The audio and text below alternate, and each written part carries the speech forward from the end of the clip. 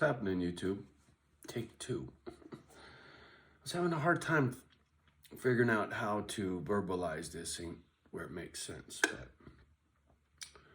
recent events have got the juices flowing, got me thinking about things I haven't thought about in over 10 years. And let me be more specific. I haven't ridden my Harley, which I still have. I got a 06 Street Glide chained up in Frisco. And it's been sitting and has not been touched, physically touched, in over 11 years.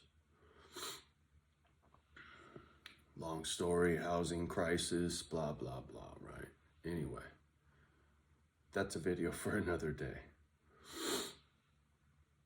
But my hunt for this specific motorcycle that I want, the specific Harley, kind of hard to find. And now that, for whatever reason, they've become popular.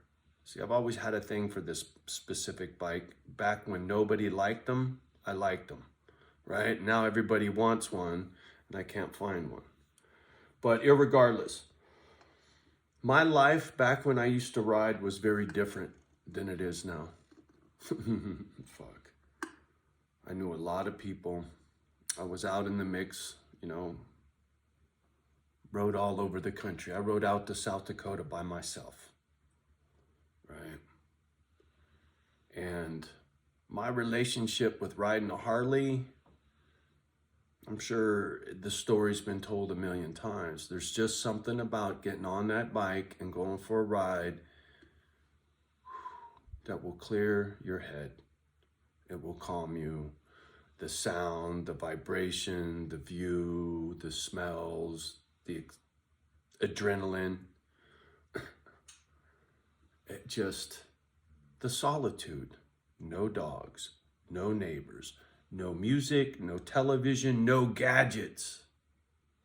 Just me, a throttle, and the wind.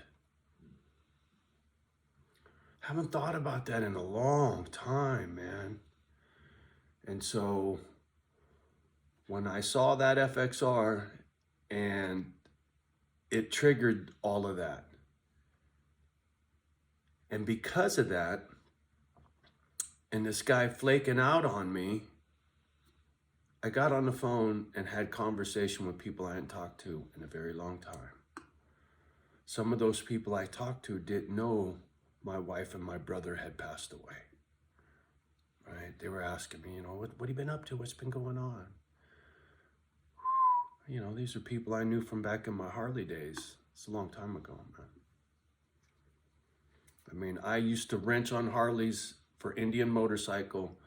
I worked at this little podunk bike shop on Harleys. What was Fred's shop? Bay Area Performance. I wrenched for him, Indian. I worked in the parts department for San Jose Harley. So I've been in the bike world for a minute, you know. And it's a very unique culture. It's a very tight-knit group of people when you get to the nitty-gritty, right? I'm not talking about the fucking weekend warrior Harley riders with all the fucking Harley clothes and Harley Davidson stamped all over every fucking thing they own. I'm not talking about those people. Nothing wrong with those people. That's just not, that's not what I'm talking about when I'm talking about the world that I rode in, right?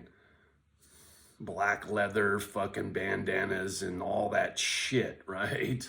You know what I'm saying? That wasn't my world. But the biker scene, I guess is a better way to put it than the Harley scene, the biker scene.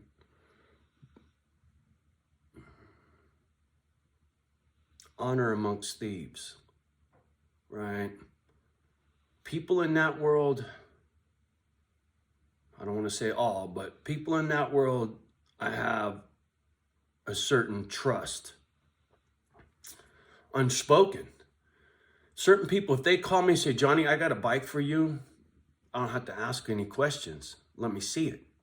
right? I'm not worried about it being stolen. I'm not worried about it being a piece of shit or anything negative. They wouldn't bring it to me if it wasn't everything I'm looking for. And anyway, what I'm trying to get at is I miss that kind of interaction. I miss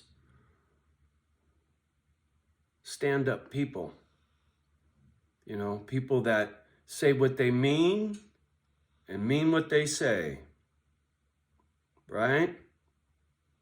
There's weight to that, good and bad, right? In that culture, the culture I'm talking about, you're held accountable for your fucking actions, man, both good and bad. I respect that. I miss that. I enjoy that because everybody's on the same playing field, right? You fuck up, you're gonna get checked, right? You hook somebody up, you help somebody out, everybody's gonna know your good deed. You ain't gonna have to say nothing, everybody's gonna know it, right? Because that's how they are. I forgot, you know,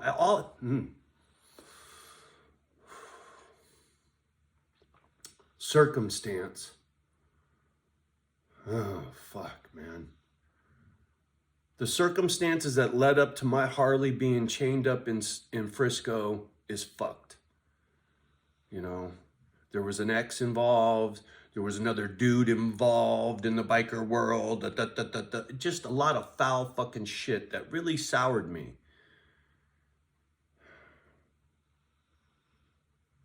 And then one thing led to another, out of work, get back to work, this, that, and that fucking bike just sat, man. And I forgot I didn't give a fuck about riding. I was sour. But I forgot what riding was all about for me. I had just forgot how much therapy there is in riding a motorcycle. And it doesn't have to be a fucking Harley. For me, that's solitude. And accountability, right? Everything you do, your hands are keeping you alive on a bike, your hands and your feet, right? It's not like sitting in a car. You're in a car, you're in a cocoon. You're covered with steel and airbags and a seatbelt and all that shit. When you're on a motorcycle, you're bug guts, homie. You hit something, you're bug guts. You understand what I'm saying? You're splat.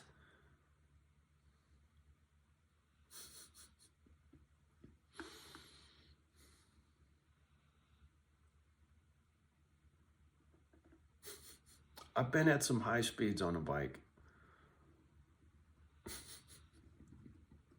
I passed a friend on Highway 1 on the way down, where the fuck were we going? Rodney's place, I think. But anyway, it was my first bike, and it was pretty fast. And his was an 80-inch with a cam, and mine was a 97-inch with some work done. And anyway, we were fucking around, and I let him get out in front of me, and I just downshifted and hammered it. And he said he had his bike, the speedo was pegged at $120, and I right past him.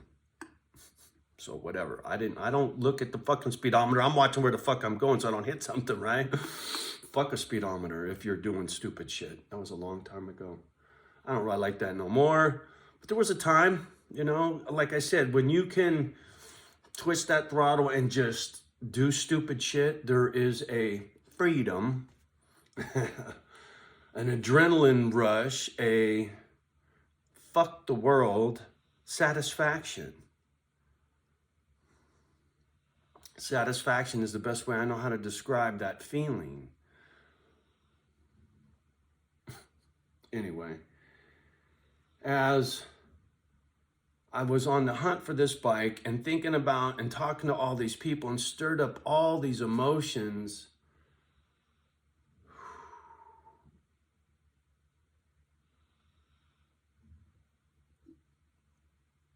I'm speechless because I can't believe I didn't do this sooner.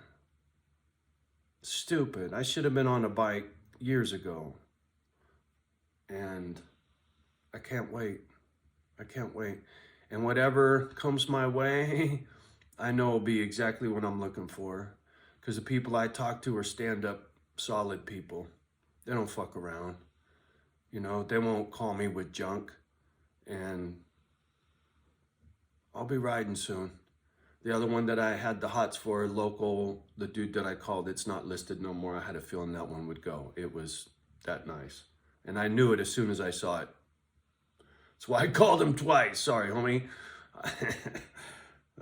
Anyway, yeah, I'll get in the wind here soon enough. And you know, maybe I'll put the phone in the pocket, go for a ride, take you guys for a ride, like in the caddy or whatnot. Anyway, I'm doing a little reminiscing, right?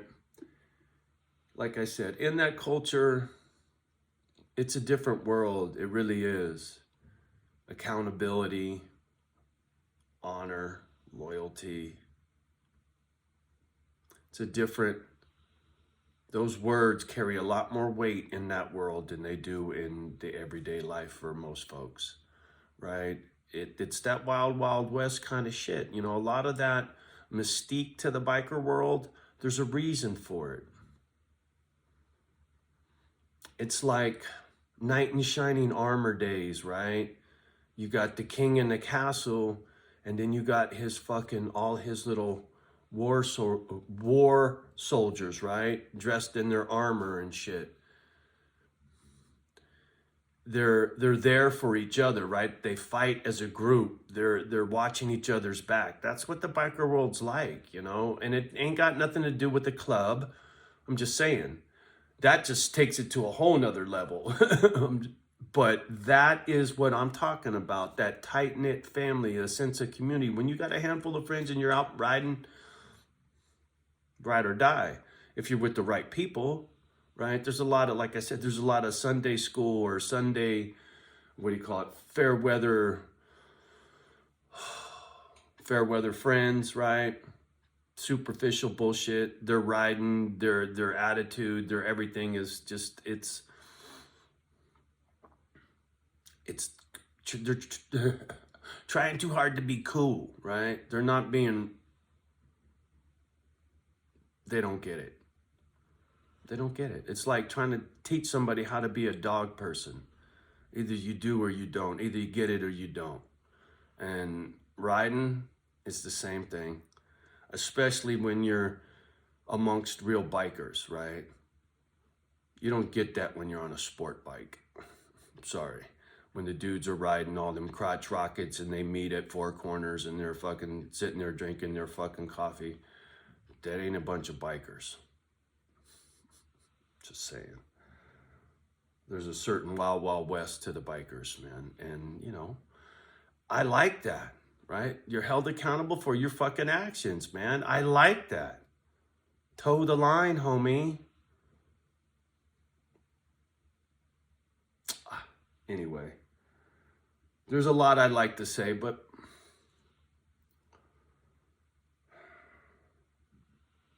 if you have to ask, you wouldn't understand. That there's a reason for that saying. And I'm not busting, but I wish I could make you feel what it is I'm saying when it comes to riding in the biker world.